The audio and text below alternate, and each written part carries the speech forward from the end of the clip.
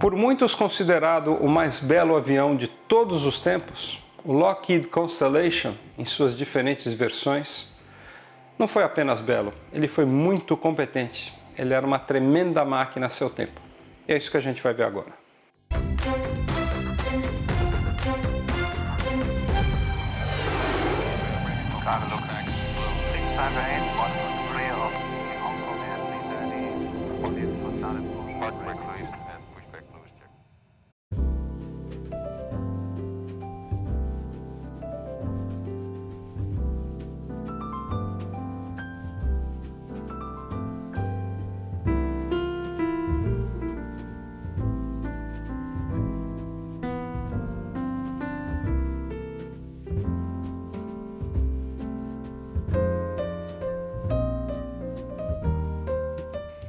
Opa, bem-vindo ao Panda Aviation!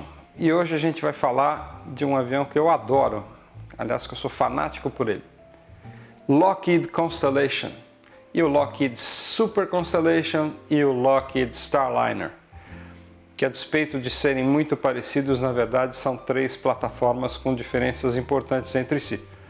Todas têm um desenho básico, que é o desenho do L049C69, que é o projeto básico que nasceu ainda nos anos 40, né?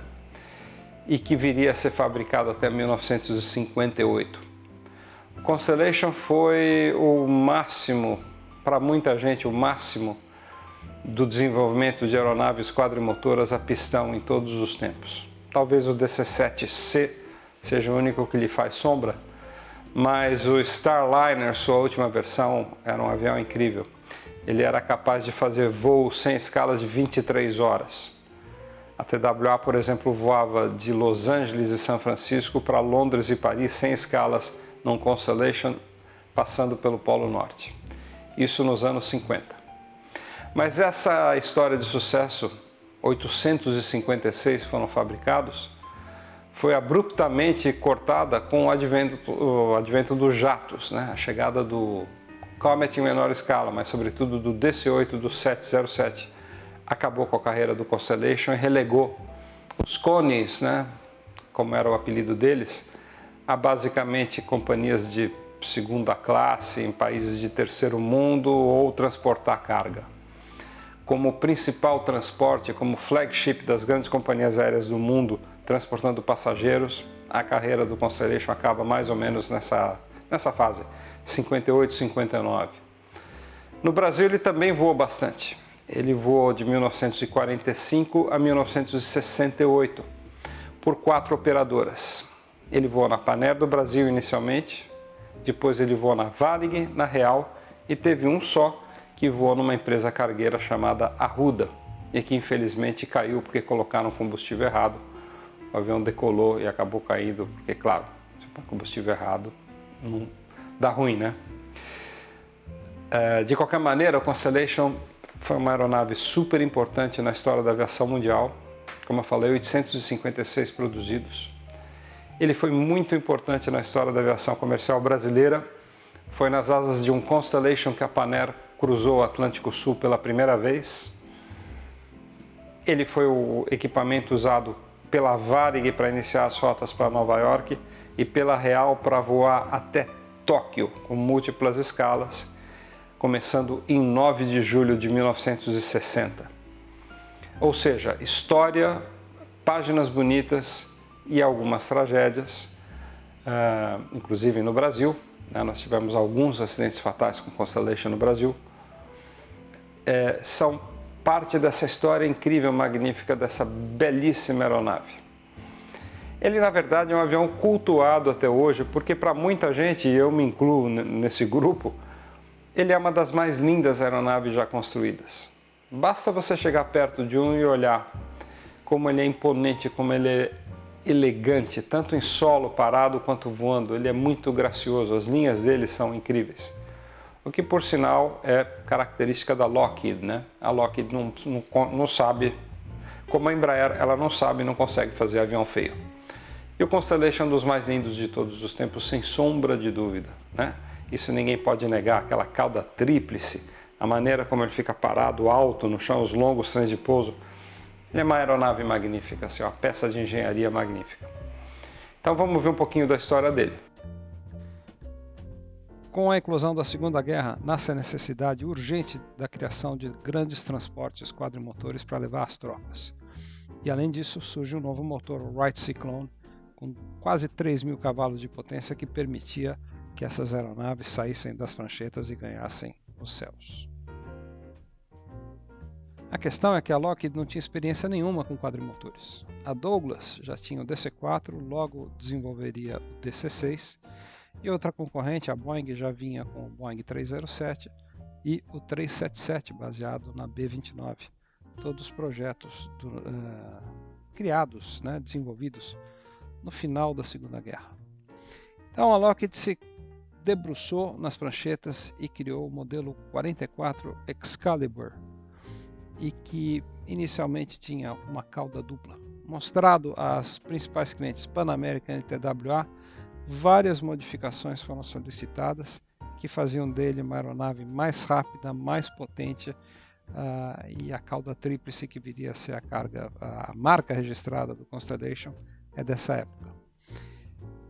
Sobretudo com o apoio de Howard Hughes, que era o então presidente da TWA, nasce o C-69, está vendo a foto do primeiro aí, que logo foi abraçado pela Força Aérea, que encomendou várias unidades para transportar tropas.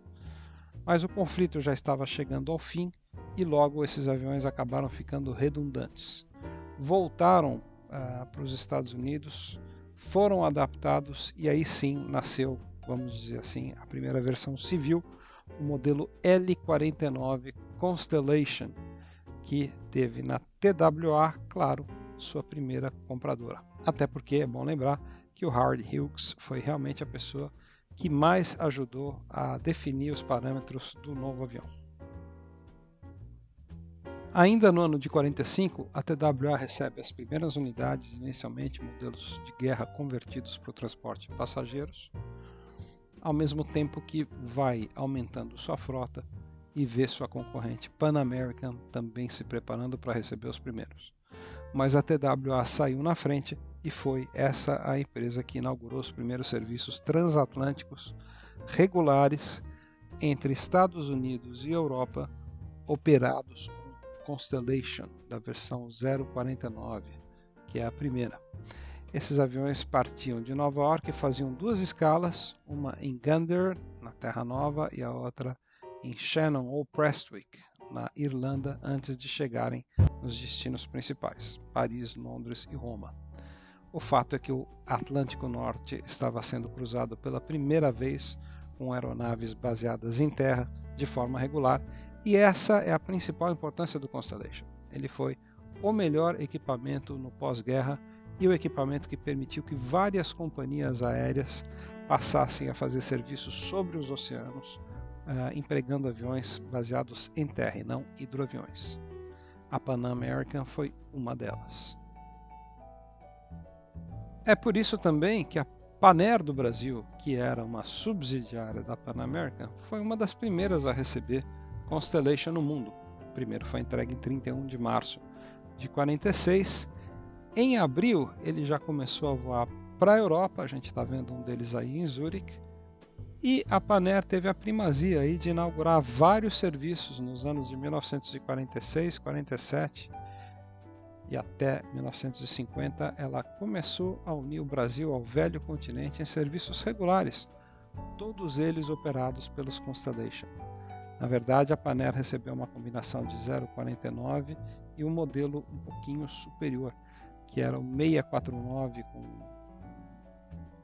tanques suplementares, um pouquinho a mais de peso de decolagem, e o modelo 749, que tinha tanques nas pontas das asas internos, na parte interna da asa, não o tip tank, não aquele tanque do Super Constellation.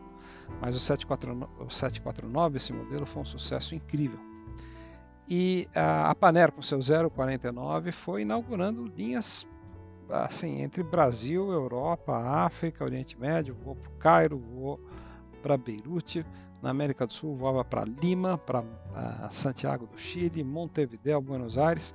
Enfim, o Constellation deu asas intercontinentais à Pan Air do Brasil e, de uma certa forma, também ao Brasil, porque a Varig só viria a receber seus Constellation muito depois.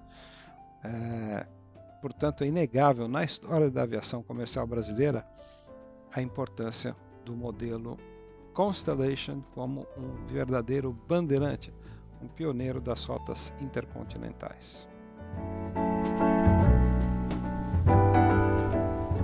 Como eu estava falando, o modelo 749 ele foi o primeiro realmente desenvolvido como um avião comercial, sem ter qualquer interação com modelos militares. Ele tinha essas camas instaladas a bordo, dependendo da configuração que o cliente queria, né? E ele era um avião que podia aí transportar de 40 a 64 passageiros, dependendo da configuração. Sucesso imediato no mundo inteiro. Companhias como a Air India, que você está vendo aí, e várias outras no mundo inteiro começaram a receber essa versão, a versão 749, que tinha aí um peso de decolagem de 107 mil libras. Só para comparar, o primeiro C-69, o primeiro Constellation lá, desenvolvido em 1943, ano que fez seu primeiro voo, tinha apenas 72 mil libras de peso máximo de decolagem. De 72 para 107 é um tremendo ganho de performance, de peso e de capacidade. Não é à toa que empresas tão diferentes como a El Al, a Air India que você já viu, e outras empresas até mais famosas como a BOAC, British Overseas Airways Corporation, a companhia aérea que é a antecessora da British Airways, começaram a comprar os Constellation da versão 749 e 649 em grandes quantidades. É impressionante o desenvolvimento da aviação comercial nessa fase, e esse desenvolvimento se dá sobretudo em função do surgimento de aviões super capazes de atravessar oceanos, como o Constellation que a gente está vendo aqui nas cores da KLM, por sinal esse avião está exposto em Amsterdã, e aviões como o Douglas DC-6, que vai ser objeto de um vídeo próprio aqui. Mas o fato é que esse avião chamou tanta atenção, ele era tão capaz, que não apenas empresas comerciais passaram a comprar. Os Estados Unidos, através da US Air Force e da Navy, da Marinha dos Estados Unidos, também acabou encomendando um grande número de aviões Constellation. Mas havia espaço para melhorar, e aí a fabricante, a Lockheed, ela resolveu, uma vez dotado de motores Cyclone mais potentes, ela resolveu desenvolver o Super Constellation, que talvez seja o mais icônico, né, e o que mais vendeu aí na versão G, e que teve na TWA, a grande empresa patrocinadora dessa aeronave icônica, maravilhosa. O Super G, como o nome implica, ele tinha superpoderes. Ele podia voar mais longe, com maior carga paga, ele tinha um nível de confiabilidade absolutamente incrível. E as principais mudanças se dão sobretudo na incorporação de motores mais potentes, mas a grande característica era a fuselagem alongada, em praticamente aí 9 metros, né? Você vê que realmente ele fica com um perfil mais esguio, e essa foto mostra essa diferença, né? Você está vendo aí o primeiro protótipo do Super Constellation, e lá atrás um Constellation normal, um Constellation padrão, que foram as séries 049, 649 e 749. Com a introdução do Super Constellation em 53 e 54, a Varig se animou e comprou inicialmente 3 unidades, depois ampliadas para 6 unidades. E foi com o Super Constellation que a Varig ingressou no mercado internacional de longo curso. Estamos vendo o primeiro aí nessa bela foto feita no Galeão. E o VDA, o primeiro Super Constellation da Varig, foi quem inaugurou as rotas para Nova York. Essa é uma foto bem rara, a Constellation da Varig levando o Juscelino Kubitschek numa visita à Europa. Depois, com o tempo, o Super Constellation ganhou os tip tanks, esses tanques externos que aumentavam a capacidade aí em 5.000 galões por tanque e que faziam que ele voasse um pouquinho mais. O Super Constellation, na sua versão H, foi comprado também pela Real e foi talvez o mais importante, mais emblemático avião da Real nos últimos anos. E pasme, Foi com esse avião que a Real foi parar do outro lado do mundo. Em 9 de julho de 60, o avião visto aí em Haneda, em Tóquio, ela foi voando para o Japão, unindo Brasil e Japão pela primeira vez em serviços regulares. É um feito digno de nota e foi a Real que cometeu essa incrível façanha de unir Brasil e Japão com o Constellation. Mas era um modelo muito popular. Ele foi vendido a centenas e companhias aéreas do mundo inteiro compraram o Super Constellation. A gente acabou de ver um da Ibéria, estamos vendo um da National norte-americana. E outra empresa muito querida para a gente, a TAP, também confiou a renovação de frota e a aquisição do primeiro modelo realmente de longo curso de sua história foram os Super Constellations, conhecidos como Lockheed, na TAP, e que permitiram a ela atravessar oceanos com facilidade. A gente está vendo agora aí talvez o mais bonito, na minha opinião, a pintura mais bonita num Super Constellation era essa da TransCanada, que é a antecessora da Air Canada e que tem aí algumas características muito interessantes na pintura e foi também um tremendo avião para eles. Outro cliente importantíssimo do Super Constellation foi a KLM. A KLM, na verdade, já vinha operando os Constellation normais, os Constellations de primeira geração, e fazendo belíssimas histórias com ele. Air India, também outro cliente fiel a Lockheed, já tinha o Constellation normal, mudou para o Super Constellation e teve grande êxito. Ora, o desenvolvimento do Super Constellation passou pela adoção de motores turbo-hélice, que são versões pouco lembradas, pouco comentadas na história.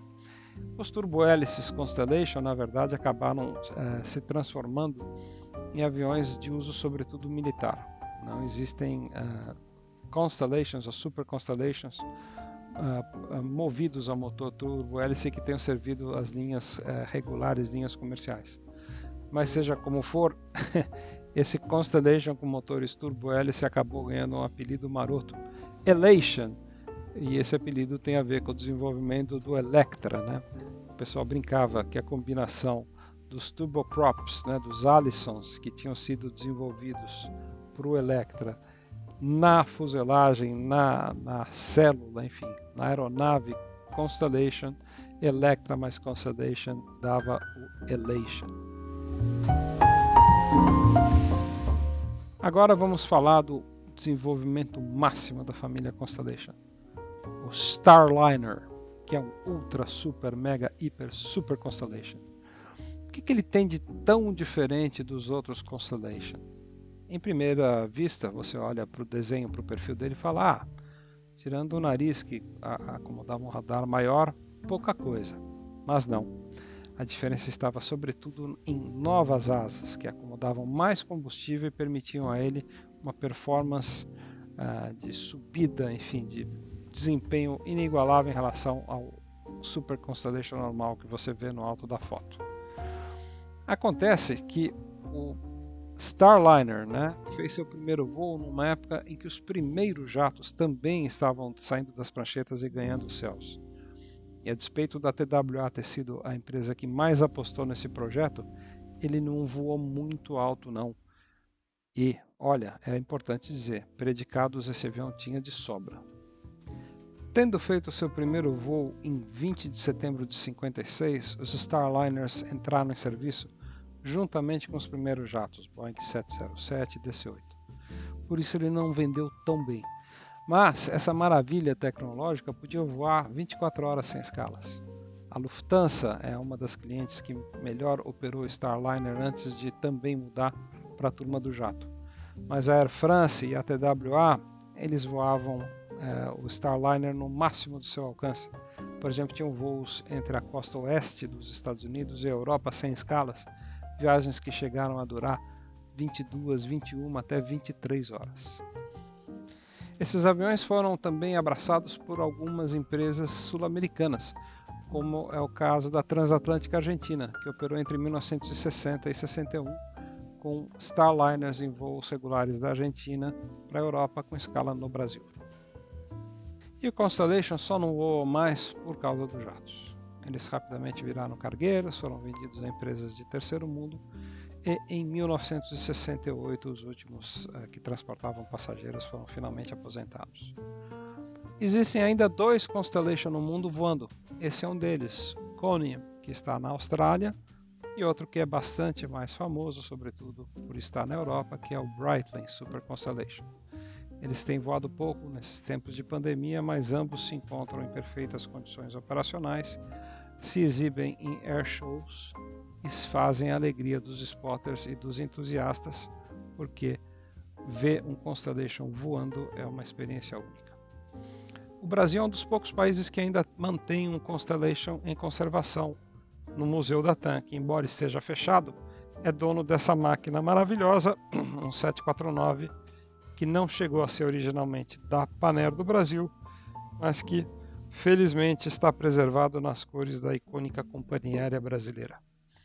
A gente tem que agradecer muito a iniciativa do seu João Amaro, da família Amaro, por ter aberto e mantido esse museu por tanto tempo, e as memórias do Constellation ficarão no Brasil enquanto esse avião estiver por lá. Esse aí é um exemplar que a gente vê no Pima Air Museum, no Arizona, também muito bonito. Resumo da história. É, sem dúvida nenhuma, um dos aviões mais bonitos de todos os tempos e, para mim, o avião a pistão mais bonito da história. Espero que você tenha curtido. O Constellation é realmente um avião magnífico, você não acha? Acho que depois de ter visto esse vídeo, acompanhado a gente aqui, mesmo os mais jovens vão falar, poxa, realmente eu não estava tão ligado no Constellation, mas que avião. É um tremendo avião. Então espero que você tenha gostado do vídeo. Se gostou, não esquece de deixar o like para o canal. E a gente vai estar sempre aqui voltando nesse tema de conhecer um pouquinho mais, falar um pouquinho mais de velhas águias, de aviões que já não estão voando e, de qualquer maneira, ficaram para a história e nos encantam e vão nos encantar hoje e sempre. Tá bom? Grande abraço.